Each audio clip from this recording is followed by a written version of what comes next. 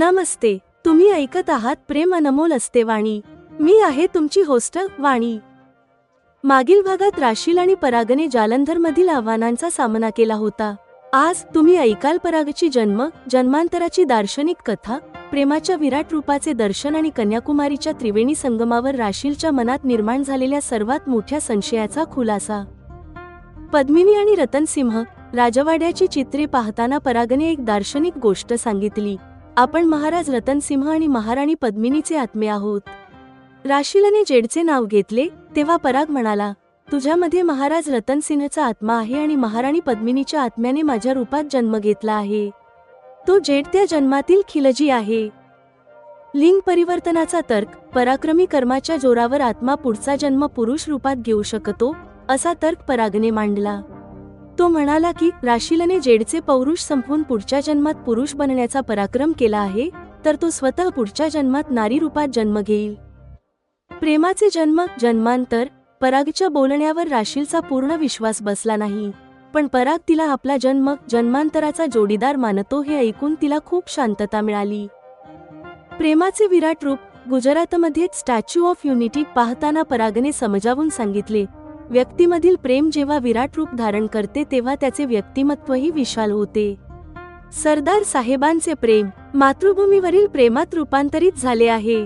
परागच्या प्रेमात अधीरता नसणे हे कदाचित स्वार्थाची अशुद्धी काढून टाकण्याच्या भावनेने प्रेरित आहे, हे राशीलला समजले. त्रिवेणी संगम. प्रदीर्घ प्रवासानंतर ते कन्याकुमारीला पोहोचले, जिथे अरबी समुद्र, बंगालचा उपसागर आणि हिंदी महासागर एकत्र मिळतात. परागने आपल्या प्रेमळ वागणुकीने राशीलच्या केसांतील वाळूचे कण वेचले.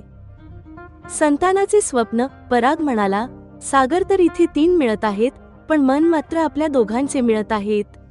यावर परागने उत्तर दिले, आपल्या दोघांच्या मिलनातून आपल्या संतानाची उत्पत्ती होईल, तो सुद्धा एक त्रिवेणी संगमच असेल. मातृत्वाचा संशय. संतानाची गोष्ट ऐकताच राशीलच्या मनात एक खोल संशय निर्माण झाला. जेडच्या 1 वर्षाच्या प्रयत्नांनंतरही ती गरोदर राहिली नव्हती. राशीलला वाटले, पराग, जर माझ्यात काही कमतरता असली आणि मी आपल्या मुलाला जन्म देण्यास असमर्थ ठरले तर काय होईल? आपला हा संगम त्रिवेणी बनू शकणार नाही. राशीलने परागपासून आपला संशय लपवला नाही. एकीकडे पराग जन्मांतराच्या प्रेमाच्या गोष्टी करत आहे, तर दुसरीकडे राशीलला वाटते की कदाचित ती कधीच आई होऊ शकणार नाही. पराग या शंकेचा सामना करू शकेल का? दार्शनिक प्रेम, असीम विश्वास आणि मातृत्वाच्या भीतीची परीक्षा. प्रेम अनमोल असते वाणी मध्ये तुम्ही ऐकाल. भाग 56. जन्मांतराचे रहस्य, कन्याकुमारीचा संगम आणि मातृत्वाचा संशय. राशीलच्या मागे भिंतीवरील चित्रे न्याहाळत उभ्या असलेल्या परागने राशीलचे हे पुटपुटणे ऐकले आहे. राशील, मला असं वाटतंय की आपण महाराज रतनसिंह आणि महाराणी पद्मिनीचे आत्मे आहोत.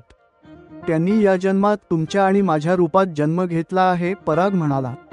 सुरुवातीला राशीलला वाटले की पराग हे थट्टा मस्करीसाठी बोलत आहे. तिने मागे वळून पाहिले तेव्हा तिला जाणवले की परागच्या चेहऱ्यावर मस्करीचे भाव नाहीत. तो विचार करताना आणि बोलताना पूर्णपणे गंभीर आहे. हे पाहून राशील देखील या विषयावर गांभीर्याने विचार करू लागली. जर आपण महाराज रतनसिंह आणि महाराणी पद्मिनी आहोत, तर तो जेड कोण आहे? जोहार करून आपले शीळ वाचवणाऱ्या त्या वीरांगना राणी पद्मिनी म्हणजेच या जन्मातील माझ्या राशीलचे शीळ तर जेडने भंग केले आहे. राशीलला तिच्या कठीण भूतकाळाची कटू आठवण आली. तिला परागकडून याचे उत्तर मिळवण्यासाठी घाई झाली आहे. राशील, खरं तर महाराणी पद्मिनीने तुमच्या रूपात जन्म घेतलेला नाही. तुमच्यामध्ये महाराज रतनसिंहचा आत्मा आहे आणि महाराणी पद्मिनीच्या आत्म्याने माझ्या रूपात जन्म घेतला आहे. तो जेड त्या जन्मातील खिलजी आहे. तो आजही महाराणी पद्मिनीला स्पर्श करू शकणार नाही, परागने उत्तर दिले. राशील विचार करू लागली, पराग चांगल्या कथा बनवतो. तिला परागच्या गोष्टी रंजक वाटू लागल्या आहेत. तिने विचारले, एखादा आत्मा एका जन्मात पुरुष आणि दुसऱ्या जन्मात नारी रूपात जन्म घेऊ शकतो का? हो, एखाद्या स्त्रीला तिच्या पराक्रमाच्या जोरावर पुढचा जन्म पुरुष म्हणून मिळू शकतो. तुम्ही या जन्मात आपल्या शोषक दुष्टाचे पौरुष संपवण्याचा जो पराक्रम केला आहे, त्यातून तुम्ही पुढच्या जन्मात पुन्हा पुरुष म्हणून जन्म घ्याल. मी ज्या प्रकारे अंमली पदार्थांच्या अंमलाखाली स्वतःचे शोषण होऊ दिले, त्यातून मी पुढच्या जन्मात नारी रूपात जन्म घेईन. पराग एखाद्या भविष्यवेत्त्यासारखा बोलत आहे. राशीलला परागच्या बोलण्यावर पूर्ण विश्वास बसत नाहीये. तरीही तिने आपल्या अविश्वासाबद्दल काहीही म्हटले नाही. परागच्या निष्कर्षाची खात्री करण्यासाठी तिने पुन्हा प्रश्न विचारला, म्हणजे पती पत्नीची जन्मांतराची साथ असते, हे तुम्ही मानता? हो, ज्यांच्यामध्ये असीम प्रेम असते अशा प्रत्येक पती पत्नीची साथ जन्मोजन्मीची असते. आता तुम्हीच बघा, मी 13 वर्षांच्या कोवळ्या वयापासून तुमच्यावर प्रेम करू लागलो होतो. मला नाकारल्यानंतरही अखेर तुम्ही माझ्याशी लग्नास होकार दिला आहे. हे शक्य झाले आहे कारण आपण जन्मोजन्मीचे पती पत्नी आहोत, परागने स्पष्ट केले. राशीलला परागच्या गोष्टी काल्पनिकच वाटत आहेत. तरीही तिच्या मनाने यालाच वास्तविकता मानण्याचे ठरवले आहे. राशीलला विश्वास वाटला आहे की जेव्हा पराग तिला आपला जन्मांतराचा जोडीदार मानतो तेव्हा तो कधीही तिचा विश्वास तुटू देणार नाही. तो नेहमी तिच्यावर प्रेम करेल. राशीलला वाटते की जो पुरुष आत्म्याच्या लिंग परिवर्तनाला शक्य मानतो तो पुरुष नक्कीच स्त्री पुरुषाला समान महत्त्वाचा मनुष्य मानू शकेल. राशीलला वाटते अशी गोष्ट पराग दुसरीकडे कुठे बोलला तर त्याची थट्टा होऊ शकते. राशीलचा परागबद्दलचा आदराचा भाव ही भीती टाळू इच्छितो. पराग, आपलं हे जन्मांतराचं रहस्य तुम्ही दुसऱ्या कोणालाही सांगू नका, राशीलने त्याला सावध करत म्हटले आहे. राशील, माझ्या मनात हा विचार याआधी कधी आला नाही आणि कदाचित पुढेही येणार नाही, त्यामुळे मी हे कोणालाही सांगणार नाही. मला वाटतंय हा या जागेचा प्रभाव आहे. या किल्ल्यानेच आपल्याला बोलावले आहे असं मला वाटतंय, पराग म्हणाला. तेव्हा राशील आश्वस्त झाली. तरीही राशीलच्या मनात एक शंका आली आहे की पराग असामान्य पुरुष तर नाही ना. तो इतके दिवस तिच्यासोबत आहे, लग्न होणार आहे, तरीही तो शारीरिक संबंधासाठी थोडाही प्रयत्न करत नाहीये. राशीलला तिच्या मनात आलेला हा विचार अप्रिय वाटत आहे. परागला समजून घेण्यासाठी तिला 1 महिना पुरेसा वेळ मिळेल या विचाराने ती स्वतःला शांत करत आहे. लांब पल्ल्याचा प्रवास कारने करणे हा परागचा छंद आहे. राजस्थाननंतर त्यांनी मोठा प्रवास पूर्ण केला आहे. ते आता गुजरातला पोहोचले आहेत. तिथे त्यांनी स्टॅच्यू ऑफ युनिटीचे दर्शन घेतले आहे. एखाद्या व्यक्तीचे व्यक्तिमत्व इतके भव्य असू शकते याचा आम्ही सामान्य लोक विचारही करू शकत नाही, आश्चर्यचकित स्वरात राशील म्हणाली. व्यक्तीमध्ये प्रेम जेव्हा विराट रूप धारण करते तेव्हा त्याचे व्यक्तिमत्वही विशाल होते. सरदार साहेबांचे मातृभूमीवरील प्रेम श्रेष्ठ होते, म्हणूनच त्यांना हा सन्मान मिळाला आहे, परागने प्रेमाचे महत्त्व सांगितले. राशीलला उमजले की परागच्या प्रेमात अधीरता नसणे हे कदाचित प्रेमातील स्वार्थाची अशुद्धी काढून टाकण्याच्या भावनेने प्रेरित आहे. पराग आणि राशील आता कन्याकुमारीला पोहोचले आहेत. समुद्राचा किनारा आणि तिथले सौंदर्य पाहून राशील लहान मुलांसारखी आनंदित झाली आहे. वाव पराग, किती सुंदर दृश्य आहे. इथे अरबी समुद्र, बंगालचा उपसागर आणि हिंदी महासागर असे तिन्ही समुद्र एकत्र मिळून एक होत आहेत, परागने सांगितले. पराग राशीलच्या केसांतील वाळूचे कण प्रेमाने वेचून काढत आहे. राशीलला परागचे हे स्नेहपूर्ण वागणे खूप आवडत आहे. आपल्या दोघांच्या मिलनातून आपल्या संतानाची उत्पत्ती होईल, तो सुद्धा एक त्रिवेणी संगमच असेल, असे म्हणताना परागचे डोळे स्वप्नाळू झाले आहेत. परागच्या संतानाच्या गोष्टीने राशीलच्या मनात एक संशय निर्माण झाला आहे. जेडसोबत 1 वर्ष राहूनही ती गरोदर राहिली नव्हती.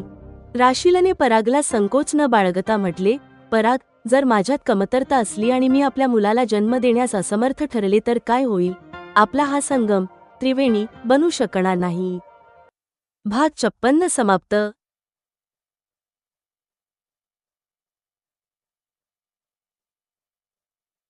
भाग 57. नमस्ते, तुम्ही ऐकत आहात प्रेम अनमोल असते वाणी. मी आहे तुमची होस्ट वाणी. मागील भागात राशीलला मूल न होण्याच्या भीतीने ग्रासले होते. आज तुम्ही ऐकाल परागचा अढळ आत्मविश्वास, एका पुरुषाच्या स्वप्नदोषाचा उलगडा आणि राशीलच्या प्रेम कथेचा तो सुखद शेवट ज्याने माझ्या अविवाहित राहण्याच्या संकल्पाला हादरवून सोडले. नकारात्मकतेवर प्रहार. राशीलच्या संशयावर पराग आत्मविश्वासाने म्हणाला, आपण सकारात्मकच विचार करायला हवा. आजचे वैद्यकीय विज्ञान खूप प्रगत झाले आहे. परागच्या प्रेमाने भारावून जाऊन राशीलला वाटले, तुमच्यासारख्या विवेकी आणि योग्य पतीसोबत माझ्या आयुष्यात सर्व सुखद समृद्धी सहज उपलब्ध होईल. संस्कृतीचे पालन. प्रवासादरम्यान परागला स्वप्नदोष झाला. राशीलने तिची जिज्ञासा शमल्यानंतर परागला साकेतिक भाषेत लग्नापूर्वी संबंध ठेवण्याची संमती दिली. पण परागने नकार दिला, नाही राशील, माझ्याकडे संयम आहे. लग्नापूर्वी मला हे करायचे नाही. राशीलने त्याचे कौतुक केले. तुम्ही आमच्या संस्कृतीचे पालन करता, ही खूप चांगली गोष्ट आहे. अशुभ कल्पना, परागने समजावून सांगितले. समजा काही कारणास्तव अचानक माझा मृत्यू झाला आणि आपले लग्नच होऊ शकले नाही तर? राशीलने त्याच्या तोंडावर हात ठेवला. पण लग्नापूर्वी मर्यादा पाळणे का अपेक्षित असते हे तिला समजले होते. गंगा स्नान आणि प्रेमाचा परमोच्च बिंदू. प्रयागराजमध्ये दोघांनी गंगेत डुबकी मारली. राशीलला वाटले, तुमच्या प्रेरणेने माझी पापेही धुतली जातील. सुमारे महिनाभराच्या या प्रवासाने त्यांचे प्रेम अधिक गहिरे केले. प्रेमाचा देवता. घरी परतताना राशीलने तिचे मन मोकळे केले. तुम्ही तुमच्या प्रेयसीसोबत महिनाभर एकांत प्रदेशात राहिलात, तरीही तुम्ही चुकूनही तिच्याकडून लैंगिक सुख मिळवण्याचा प्रयत्न केला नाही. असाही मुलगा असू शकतो हे मला या दिवसांत समजले. तिने भावूक होऊन सांगितले, तुम्ही माझ्यासाठी प्रेमाचे देवता आहात. माझ्या शरीरावर, मनावर आणि अगदी आत्म्यावर झालेले सर्व घाव तुमच्या प्रेमाने भरून आले आहेत.